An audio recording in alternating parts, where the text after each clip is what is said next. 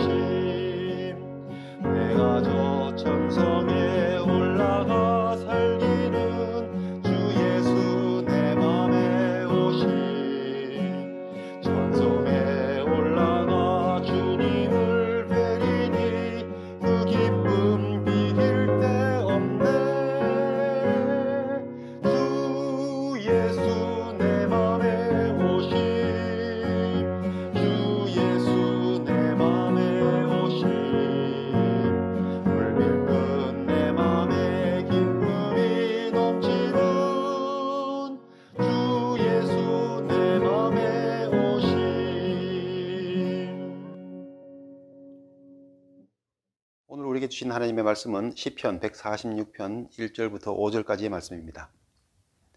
할렐루야, 내 영혼아 여호와를 찬양하라. 나의 생전에 여호와를 찬양하며 나의 평생에 내 하나님을 찬송하리로다. 귀인들을 의지하지 말며 도울 힘이 없는 인생도 의지하지 말지니 그의 호흡이 끊어지면 흙으로 돌아가서 그날에 그의 생각이 소멸하리로다. 야곱의 하나님을 자기의 도움으로 삼으며 여호와 자기 하나님께 자기의 소망을 두는 자는 복이 있도다. 아멘. 여러분들께서는 주로 어떤 때에 찬양을 하십니까? 우리가 부르는 찬양은 하나님의 이름을 높여드리는 영혼의 노래입니다. 세상의 음악이나 노래들은 인간의 업적들, 인간의 감정들, 그리고 세상이 주는 것들에 대한 느낌을 노래하지만은 찬양은 전적으로 하나님의 이름을 높이고 하나님을 높여드리는 노래입니다. 성 어거스틴은 시편 148편을 주석하면서 찬송은 하나님을 찬양하는 노래이다. 만일 하나님이 없다면, 하나님 없이 다른 무엇을 노래한다면 그것은 진정한 찬송이 아니다 라고 말했습니다. 그래서 우리는 찬양을 곡조가 있는 기도라고도 합니다. 그러므로 우리가 항상 기도해야 한다 하는 말을 우리가 인정하고 받아들이고 있는 것처럼 우리가 항상 찬양해야 한다 하는 말도 우리가 인정해야 하는 것이죠. 하지만 기도하지 않은 것을 우리는 마음에 찔려하기도 하고 또 기도해야 되는데 라고 말하지만은 찬양하지 않는 것에 대해서는 사람들이 별로 반응하지 않는 것 같습니다. 기도라는 형식이 주는 진지함과 엄숙함의 느낌과 또 찬양이 주는 이 밝고 이 감정적인 측면이 서로 대조되기 때문에 다르게 받아들여지는 것 같습니다. 그래서 기도는 진지하게 막 추구하는 것 같지만 찬양을 안 하는 것 혹은 해야 되는 것 강조하는 말은 기도보다는 적은 것 같습니다. 하지만 본질적으로 기도나 찬양은 하나님을 향할 때에 동일한 힘을 발휘할 수가 있습니다. 바울과 실라가 빌립보에서 복음을 전하다가 감옥에 갇혔을 때 생각나실 것 같습니다. 그들은 극심한 고문을 당했습니다. 매질을 당한 뒤에 아무런 치료도 받지 못하고 감옥에 갇혔습니다. 그런데 병원에 실려갔어도 몇 번은 갔어야 될 만큼 심각한 상처 가운데서도 그들은 그냥 감옥에 갇혀있는 상황 속에서도 그 밤중에 바울과 실라가 한 일은 놀랍습니다. 끙끙 앓고 불평하는 것이 아니라 그들은 기도와 찬송을 밤중에 불렀습니다. 사도행전 16장 25절 26절에서 보면은 바울과 실라가 기도하고 하나님을 찬송함에 죄수들이 듣더라. 이에 갑자기 큰 지진이 나서 옥토가 움직이고 문이 다 열림에 모든 사람의 매인 것이 다 벗어지니라. 그렇게 말씀하고 있습니다. 놀라운 일이 일어나는 것이죠. 기도하고 찬송할 때에. 우리는 대체로 조용히 드리는 기도에 대해서는 언제 어떻게 하든지 어떤 형식으로 하든지 크게 사람들이 말하지 않지만은 찬양을 하면 아니 이런 분위기에 이런 상황에서 노래를 해? 라고 하면서 이 노래 형식을 갖고 있는 것에 대해서는 이 분위기나 상황에 대해서 굉장히 신경 쓰는 것 같습니다. 하지만 성경에서는 찬양이 불려지는 상황이나 그런 분위기라는 것이 항상 노래 부를 만한 분위기라고 하는 그런 분위기에 고정되어 있지 않았습니다. 바울과 실라의 상황이 그랬죠. 노래 부를 상황이 아니었지만 그들은 노래로서 찬송했습니다. 또 구약 성경에서도요, 열왕기하 3장에 보시면 모압과의 전쟁 가운데 북이스라엘과 유다와 그리고 에돔이 서로 연합군을 이루어서 모압과 전쟁을 했죠. 모압을 추격하던 중에 7일 동안 물이 한 모금도 없어서 군사들과 그 가축들, 말들이 다 죽을 지경이 된 때에 이르렀습니다. 그러자 이 연합군들은 하나님께서 자기들을 버리시고 모압의 손에 넘기시는 것 아닌가, 그런 마음의 불안과 두려움과 또 여러 가지로 복잡한 마음 가운데 어떻게 하면 하나님의 뜻을 알 수 있을까 해서 하나님의 사람을 절실히 필요로 했습니다. 그런데 그때에 그 근방에 선지자 엘리사가 있다는 것을 알고 그를 찾아가게 되죠. 근데 엘리사는 하나님의 말씀을 순종하지 않은 이 왕들에 대해서 응답하는 것을 못마땅해 여겼습니다. 하지만은 엘리사는 여호사밧, 유다 왕 여호사밧이 아니었더라면 당신들에 대해서 눈도 안 돌리고 얼굴도 안 쳐다보았을 것인데 여호사밧을 봐서 너희들의 요청을 듣겠다고 하면서 하나님께 여쭙게 되죠. 근데 이때 엘리사가 또 놀라운 일을 합니다. 그 다급한 상황에 이 왕들이 와서 하나님의 뜻을 묻고 있지만은 굉장히 분위기도 좋지 않죠. 서로 반감이 있고 위협적인 상황인 그런 상황 중에 엘리사는 검은고를 연주할 사람을 데려오라 그럽니다.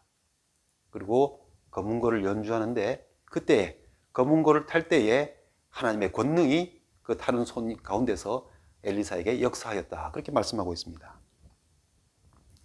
이렇게 찬양이 분노와 두려움과 반감의 분위기 가운데서 불려졌을 때에 그 흩어지고 나눠졌던 마음들을 하나님께로 향하게 하는 역할을 했다는 것이죠.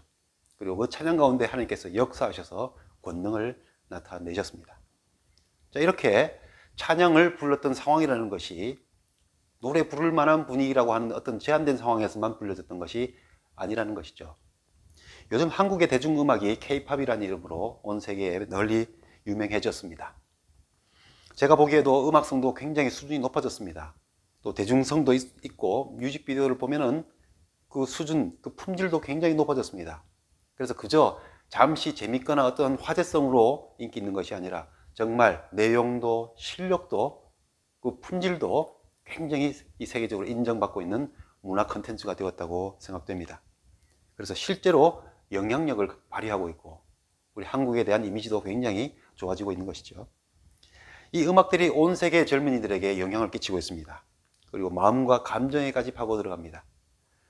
우리가 잘 아는 BTS라고 하는 이 방탄소년단이라고 하는 이 젊은이 그룹은 아미라고 하는 팬클럽까지, 세계적인 팬클럽까지 구성되어 있어서 그들이 그 방탄소년단을 좋아하기도 하지만 여러 가지 사회적인 이슈들에 대해서도 굉장히 성숙한 팬 문화를 보여주고 있다고 인정받고 있기도 합니다. 우리나라에서 또 미스터 트롯, 또 미스 트롯 하면서 이 트롯이 갑자기 열풍을 일으키고 인기를 얻었죠. 그래서 2020년도에 대중음악의 열풍이라 그럴 때는 트롯 음악이었던 것입니다. 뽕짝이라고 불려서 무시당했었는데 어떻게 해서 이렇게 사람들의 마음속에 파고들게 되었을까? 이유를 조금 살펴보니까 친숙한 음계와 장단, 그리고 리듬, 그리고 한국 그 서민들, 민초라고 하는 그 서민들의 그 감정과 희로애락의 삶에 자연스럽게 스며들어가는 그 자연스러움, 이런 것들이 예능과 결합해가지고 대중들의 마음속에 파고들어서 인기를 얻었다 하는 겁니다. 특별히 코로나 시대에 유튜브가 막 성장하면서 더욱 사람들의 친근하게 다가갈 수 있도록 해주었고, 이 코로나 때문에 많은 사람들이 고통받고 있을 그때에 위로와 이겨낼 수 있는 용기가 필요한 때에 이 음악들이 그 사람들의 마음과 그 필요에 위로와 용기를 주었다는 것입니다. 이렇게 용기와 위로가 필요한 사람들의 마음속에 파고들어서 폭발적인 관심을 얻게 되었다고 합니다. 이렇게 온 세상이 이런 음악으로부터 메시지를 받고 또 용기와 위로를 얻고 나아가서는 가치관을 형성하고 또 가치를 공유하는 사회 집단이 만들어지기도 하고 있는 것이 오늘의 모습입니다. 그런데 우리 그리스도인들은 어떤 음악으로 메시지와 용기를 얻고 있을까? 제 마음속에 그런 질문이 올라오게 되었습니다. 어떤 음악을 통해서 우리 젊은이들이, 우리 다음 세대들이 영향을 받고 또 신앙의 가치를 세워가고 있는 것일까? 그리스도인들이라고 해서 찬양만 들어야 되고 찬양만 불러야 한다는 것은 아닙니다. 그러나 우리가 세상적인 염려만, 그리고 세상적인 스토리들만 우리 삶에 가득하게 될 때에 문득 기도가 필요해, 말씀이 필요해 하듯이 우리 삶 가운데도 찬양이 부족하구나, 찬양이 필요하구나 하는 것이 있다는 겁니다. 그러나 안타깝게도 기도와 말씀이 점점 멀어지듯이 찬양으로부터도 점점 멀어지고 있습니다. 안 듣고 안 부른다는 것이죠. 우리가 어떤 상황을 만들 때에 참 적절한 말씀, 이런 때 적절한 기도가 필요하다고 하는 것처럼 어떤 상황을 만날 때에 거기에 적절한 딱 맞는 이 찬양들이 우리에게 딱 떠오른다면 그 찬양이 우리에게 주는 힘은 큽니다. 기도하기 어려울 때에, 성경을 펼쳐서 말씀을 읽기 어려울 때에 그 곡조 있는 하나님을 찬양하는 가사들의 내용들을 우리가 읊조리게 되면 그 가사와 그 곡조가 주는 음악적인 힘이 크다는 것이죠. 음악은 리듬을 타고 우리 몸이 춤을 추게 합니다. 몸을 움직이게 하죠. 영혼과 감정 속으로 파고 들어갑니다. 그래서 감동을 주면서 울게도 하고 웃게도 하고 심지어는 그 음악이 어떤 사람의 생각을 움직이게도 합니다. 그래서 이 음악이라는 것이 박자와 리듬을 타면서 우리의 생각 속으로, 마음 속으로, 기억 속으로 들어가서 자리를 잡으며 영향을 끼치는 것이죠. 그렇기 때문에 어떤 음악을 좋아하고 어떤 음악을 선택하며 듣느냐 하는 것은 우리 자녀들에게 있어서나 우리 자신에게 있어서도 중요한 선택 중에 하나인 것이죠. 세상의 음악들이 이렇게 우리 사람들의 삶 속에 깊이 파고 들어와서 하나님의 역사와 이름을 높여드리는 찬양을 점점 밀어낸다고 한다면 그건 안타까운 일이라는 것입니다. 말씀도 안 보고 기도도 안 하는데 이제 심지어 찬양조차 부르지 않으면 우린 무엇으로 우리의 신앙을 지켜갈 수 있겠느냐 하는 것입니다. 그래서 어떤 때에, 이런 때에는 딱 찬양이 떠오를 수 있는 그런 상황들을 우리가 생각해 보지 않을 수가 없는 것입니다. 그래서 오늘 이런 상황에서는 찬양을 이라는 제목을 통해서 우리가 어떤 때에 찬양을 떠올려야 될 것인가, 찬양을 생각하고 또 찬양을 불러야 하는 상황은 어떤 상황들인가 한번 생각해 보려고 하는 것이죠. 우리가 찬양이 떠올라야 하는 때가 언제인지 이 삶의 중요한 몇 가지 주제를 가지고 한번 생각해 보려는 것입니다. 그래서 어떤 때에 다른 어떤 세상적인 노래보다도 이 찬양을 통해서 메시지를 얻고 용기와 위로를 얻을 수 있어야겠다 하는 것입니다. 첫 번째, 이사야서 43장과 3장에 있는 말씀으로 생각해 봅니다. 이 백성은 나를 위하여 지었나니 나를 찬송하게 하려 함이니라. 하나님께서는 우리 인생을 지으신 목적이 하나님을 찬송하게 하려 합니다 라고 말씀하셨습니다. 인간은 목적을 추구하는 존재입니다. 목적 없이 하는 일은 없습니다. 예를 들어서 우리 삶 가운데서 운동을 하게 된다라고 할 때 운동을 하는 이유들이 있습니다. 건강을 위해서 운동하기도 하고요. 또 이렇게 이어폰을 끼고 걷거나 조깅하면서 혼자만의 시간을 갖는 것이 좋아서 혼자의 시간을 갖기 위해서 하기도 하고, 또 운동 자체를 즐거워해서 재밌어서 하는 사람도 있겠죠. 혹은 여러 사람이 모여 하는 운동을 하면서 그 운동을 계기 삼아서 다른 사람과 교제하는 재미로 운동하기도 하겠죠. 사람마다 다르겠지만 운동을 한다 하는 한 행동도 목적이 있다는 것입니다. 어떤 사람은 여행을 합니다. 여행도 목적이 있는 것이죠. 어떤 사람은 새로운 것들을 탐색하는 것이 좋아서 여행을 즐깁니다. 어떤 사람은 일상으로부터 벗어나서 잠시 휴식을 취하면서 재충전하는 기회로 삼기 위해서 여행을 떠나기도 하죠. 또 어떤 사람은 이 여행을 통해서 이 맛집을 찾아다니는 것이죠. 맛있는 거 먹고 싶어서 여행을 하는 사람도 있겠죠. 사람마다 다 이유는 다르겠지만 아무 목적 없이 여행하는 것은 아닙니다. 우리가 심지어 아무 의식조차 없을 때도 사실은 우리의 행동은 다 어떤 이유와 목적을 가지고 움직이고 있다 하는 것입니다. 그런데 어떤 일을 하다가 새삼스럽게 내가 왜 운동해야 되지? 내가 왜 여행을 한 거지? 내가 왜 이런 일을 하지? 라고 질문이 생길 때는 어떤 때입니까? 목적을 잃어버리거나 목적에 대해서 우리가 흔들리고 방향을 잃을 때에 우리는 그런 질문이 생각납니다. 아니면 누군가가 우리 운동이나 우리의 여행을 비교하면서 마치 의미 없고 가치 없는 일을 하는 것처럼 느끼게 만들 때에 내가 이거 왜 하나 하는 회의감을 갖게 되기도 하겠죠. 분명 목적과 의미를 가지고 하는 어떤 일이었지만 우리가 외부적인 어떤 영향에 의해서 우리 마음이 흔들린 것 때문에 목적이 흔들리게 되면은 이걸 내가 왜 하지 하는 마음을 갖게 됩니다. 그런 때에 다시 한번 목적을 바라보는 거죠. 난 무엇 때문이다 라고 하는 분명한 목적을 회복하면 누가 뭐라 그랬든지 내 방식과 내 스타일로서 내게 맞는 운동을 하고 내가 좋아하는 스타일의 여행을 계속해서 할 수 있게 되겠죠. 마찬가지입니다. 우리 삶에 있어서 문득 이런 질문이 생각날 때가 있습니다. 왜 사는 것이지? 내가 왜 살아야 하나? 내 인생의 의미가 뭔가? 우리 사람들은 의미를 추구하는 존재이기 때문에 우리는 그런 마음이 들 때가 있습니다. 그러면서 종종 우리의 생이 무의미하게 느껴지거나 아무 목적 없이 살아왔던 것 같은 흔들리는 마음을 느낄 때가 있죠. 자, 이런 때 고민에 빠지고 낙심하고 좌절하고 흔들리는 때, 그런 때가 아니라 찬양을 할 때라고 하는 겁니다. 목적을 회복하는 것이죠. 왜냐하면 하나님께서 우리를 만드신 목적이 하나님을 찬송하게 하기 위함이다 라고 하는 것입니다. 자, 그래서 우리 마음속에 삶에 대해서 회의가 들고 흔들리고 목적이 분명히 잡히지 않을 때 어떻게 회복합니까? 찬양을 하는 것이죠. 하나님을 향하여 우리를 지으신 하나님을 노래하면 그 찬양 가운데 하나님께서 역사하시면서 내가 이 땅에 존재하는 의미, 지금까지 살아왔던 삶의 의미와 그 목적을 향한 가치들을 회복하게 해 주시는 것입니다. 우리는 내가 제대로 살아왔나, 의미 있는 인생을 살아왔나 하는 질문을 하게 될 때에, 그때에 우리 하나님을 찬양하는 일을 하며 하나님께서 그 찬양 가운데 우리에게 들려주시는 주님의 그 말씀을 떠올리게 하면서 내가 이런 길을 주님과 함께 어떻게 걸어왔고 또 앞으로 어떻게 걸어가게 될 것이구나. 이 찬양을 통해서 들려주시는 하나님의 말씀이 우리로 하여금 목적을 다시 한번 회복하게 해주신다는 겁니다.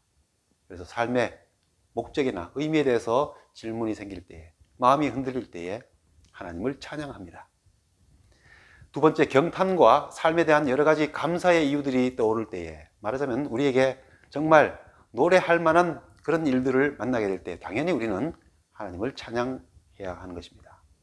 다니엘서 4장에서 바벨론 왕 느부갓네살이 한 나무에 대한 꿈을 꾼 것이 나옵니다. 한 큰 나무가 있는데 그 나무에 나오는 열매에서 모든 들짐승과 새들이 먹을거리를 얻고 있었습니다.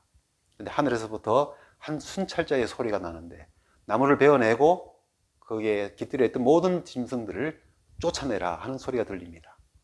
그리고 그 남은 그루터기에 쇠줄과 놋줄로서 꽁꽁 동여매 놓고 하늘 이슬에 젖으면서 그리고 짐승의 마음으로서 7대를 지나야 하리라 하는 꿈을 꾸었습니다. 느부갓네살은 이게 무슨 꿈인지 그 의미를 알고 싶어 했습니다. 그래서 다니엘을 불러서 꿈을 해몽하게 하지요. 다니엘은 그 꿈이 왕에 대한 꿈이라고 해몽하면서 왕이 이 큰 나라를 이루었지만은 이 나라는, 사람의 나라는 하나님께서 세우시고 다스리시면서 그것을 누군가에게 주기도 하신다 하는 것, 하나님께서 통치하신다는 것을 알게 하려는 꿈이라고 알려주었죠. 그런데 12개월이 지난 후에, 12달이 지난 이후에 느부갓네살이 바빌론 성 지붕을 걷다가 자기가 통치하고 있는 이 큰 성벽, 큰 나라를 바라보면서 이런 말을 하게 됩니다.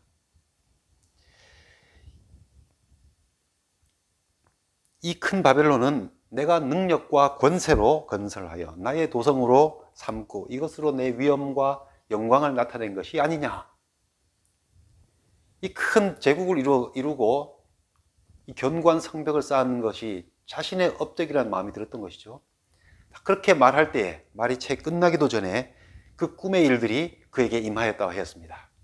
그래서 그는 사람들로부터 왕위에서 쫓겨나게 되고 들짐승과 함께 지내면서 하늘에 이슬에 젖고 소처럼 풀을 먹으면서 그렇게 7해를 지나면서 손톱은 새와 독수리처럼 그렇게 하며 살았다는 것입니다. 그러다가 기한이 차서 하늘을 우러러 보았더니 그 총명이 그에게로 돌아와서 느부갓네살 왕이 하늘을 향하여 보면서 그 전능하신 하나님, 영원하신 그 통치자를 찬양하고 경배하였다 하는 말씀이 다니엘서 4장에 나옵니다. 우리는 살면서 감탄할 만한 일들을 느낄 때도 있습니다. 아름다운 경치, 이 자연의 모습을 보면서도 감탄합니다. 가끔은 큰 도시로 들어갈 때에 어떻게 저렇게 높은 건물들을 짓고 어떻게 저렇게 견고하고 복잡하고 이런 건물들을 만들어내고 또 건설해 나가는가. 인간의 능력들이 감탄스러울 때도 참 많습니다.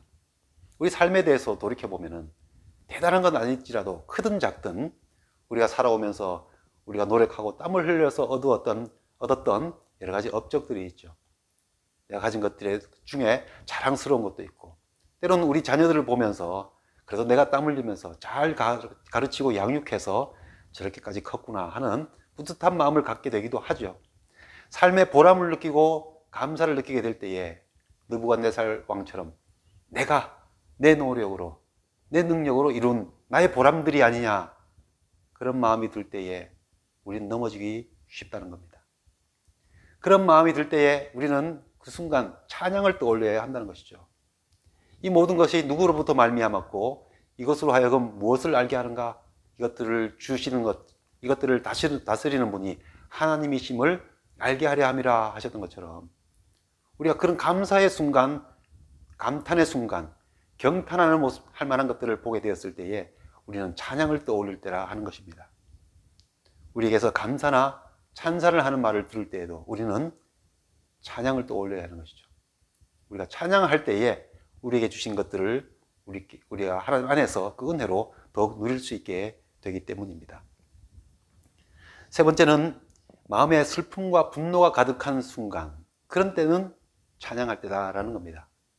여러분들 마음속에 슬픔이 덮여지고 화가 나는 일이 생기고 불평과 불만이 막 입에서 나올 것만 같은 순간에 이때가 무슨 때라고 생각해야 되느냐? 찬양할 때라고 생각하자는 겁니다. 시편의 말씀들은 말 그대로 시편, 노래입니다. 찬양의 노래를 뜻하는 것이 시편입니다. 그런데 이 시편에는 즐거운 노래들만 있는 것이 아니죠. 기쁠 때, 또 세상에 대한 죄에 대한 탄식일 때, 죄에 대한 회개의 마음이 있을 때에, 잃어버린 언약과 성전의 회복에 대해서 안타까워 탄식할 때에 이 시편들이 노래하고 있습니다. 흔히 우리는 기쁠 땐 찬송하고 슬플 때 기도한다라고 말하지만 성경은 그렇게 표현하고 있지 않죠. 기쁠 때나 슬플 때나 우리는 기도하고 기쁠 때나 슬플 때나 우리는 찬양할 수 있습니다. 모든 때에 우리는 찬양할 때에 우리는 우리가 처한 상황을 놓고만 노래하려고 할 때는 슬픔의 노래가 되겠지만 그 상황 가운데 역사하시는 하나님의 성품을 노래하면 상황을 이길 힘을 얻게 되는 것이죠. 죄책감이 마음을 짓누를 때에 우리를 용서하시는 하나님의 성품을, 인자하시고 자비하신 좋으신 하나님을 노래하는 것입니다. 아픔과 슬픔 가운데 있을 때에 우리에게 함께 하시고 우리를 사랑하시고 모든 것을 아셔서 우리를 위로하시고 치유하시는 하나님을 노래하면 그 찬양을 통해서 우리가 위로를 얻고 회복을 얻게 되는 것입니다. 분노하고 화가 나는 상황을 만나면 억울함을 풀어주시는 하나님, 마침내 의인을 견고하게 세우시는 하나님을 노래하게 될 때에 우리는 굴복하지 않을 힘을 얻게 되는 것입니다. 내 마음이 낙심하고 낭망하게 될 때에 우리는 그 상황을 노래하기보다는 내 영혼아 어찌하여 낙심하는고 너는 하나님께 소망을 두라, 어찌하여 불안해하는고 너희 하나님을 의지하라 하는 이 하나님 말씀을, 하나님의 성품을 우리가 노래하게 될 때에 우리는 소망을 회복할 수 있게 됩니다. 불평과 불만이 나오게 될 때에는 거룩하신 하나님의 성품을 찬양하면서 불만을 물리치는 것, 이것이 우리에게 은혜로 다가가는 길인 것입니다. 삶의 모든 어두운 면들이 우리에게 올 때에, 슬픔과 분노와 아픔과 괴로움이 있을 때에 우리는 그때를 괴로워하고 탄식하는 때라고 보는 것이 아니라 찬양할 때라고 보는 것이죠. 하나님의 성품을 노래할 때에 그 모든 부정적인 상황들을 이길 힘과 능력을 주님께서 주실 줄 믿습니다. 마지막으로 삶의 소망과 하나님의 역사를 전하고자 할 때 우리는 찬양합니다. 잠언 29장 6절 말씀에 악인의 범죄하는 것은 스스로 올무가 되게 하는 것이나 의인은 노래하고 기뻐하느니라 라고 했습니다. 여러분, 우리가 전도하는 가장 좋은 방법 중에 하나가 무엇입니까? 노래하는 것이죠. 하나님 믿는다고 한다면서, 예수님 믿는다고 한다면서 은혜로 충만한 삶이라고 말을 하면서 우리 삶의 불평과 불만과 어려움과 힘든 일만 나온다면, 탄식만 나온다면 전도가 안 되겠죠. 하나님을 소망이라고 전해주고 싶은데 우리가 낙심하는 말만 하고 그런 표정으로서 전도가 될 수가 없겠죠. 우리가 모든 상황 가운데 찬양을 통해서 힘을 얻는 비결을 알고 우리가 찬양을 부르게 되면 사람들은 물을 겁니다. 그런 상황에 어떻게 노래가 나오느냐고. 그들이 그 비결을 알고 싶어 하겠죠. 찬송은 내 삶을 소망으로 채웁니다. 가정과 교회를 부흥하게 하고 우리의 신앙을 뜨겁게 해줍니다. 우리 성도의 입에서 찬송이 나오고 그 노래를 말미암아 기쁨과 은혜가 흘러나오게 되면 우리 자신이 힘과 용기를 얻고 부흥되는 것뿐만 아니라 그것을 보는 사람들에게 우리에게 소망 되시는 하나님을 소개해 주게 되고 하나님의 역사가 어떠한 것인지 사람들에게 전하는 역할을 하게 되는 것입니다. 우리가 누군가 처음부터 우리 진지하게 대화하자라고 하면서 부르게 될 때에는 우리 기분이 내키지 않을 때가 있겠죠. 하지만 맛있는 건 먹자고 부담 없이 불렀는데 만나서 맛있는 거 먹으면서 대화의 문이 열리다 보면 진지한 대화를 풀게 되고 그러다 보면 내 마음에 있는 이야기를 누군가에 쏟아 놓으면서 눈물을 흘리기도 하고 위로 얻기도 하고 또 용기를 얻고 돌아올 수도 있게 되겠죠. 우리가 찬양할 때에 우리 하나님께 나아가는 길이 더 쉬워 보이겠지만 그 찬양이 우리를 더 깊은 은혜로 이끌어갑니다.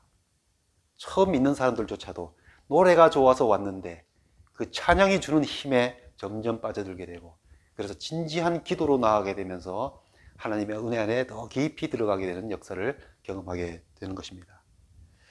분노와 위협과 적대감으로 찢겨졌던 그 마음들이 검은고를 탈 때에 하나님을 향하여 한 마음으로 모아지게 되었던 것처럼, 또한 우리가 종종 들었던 이야기, 2차 대전 때에 독일군과 연합군이 대치해 있었는데 크리스마스 이브 날 캐롤송을 부르면서 그들이 휴전하고 그 하룻밤만은 서로 싸우지 말자고 해서 파티를 했던 이야기 우리가 잘 아실 줄 압니다. 찬양은 그렇게 하나님의 성품을 노래하는 그 찬송은 흩어지고 나눠졌던 우리의 마음을 하나님을 향하여 모을 수 있게 해줍니다. 우리가 삶 가운데 흩어지는 마음, 어려운 마음, 슬픔과 아픔이 있을 때에 찬양을 떠올리시기 바랍니다. 감탄과 기쁨과 감사가 넘쳐 나올 그런 복받치는 감정이 있을 때에 찬양을 떠올리시기 바랍니다.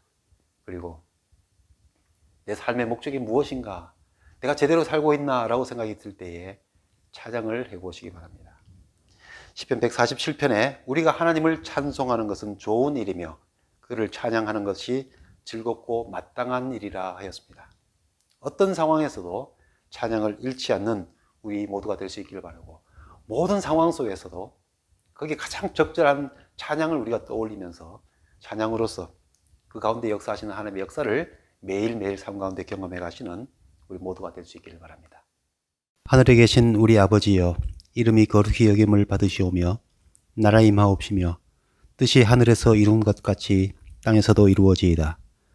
오늘날 우리에게 일용할 양식을 주옵시고 우리가 우리에게 죄 지은 자를 사하여 준 것 같이 우리 죄를 사하여 주옵시고 우리를 시험에 들게 하지 마옵시고 다만 악에서 구하옵소서. 대개 나라와 권세와 영광이 아버지께 영원히 있사옵나이다. 아멘.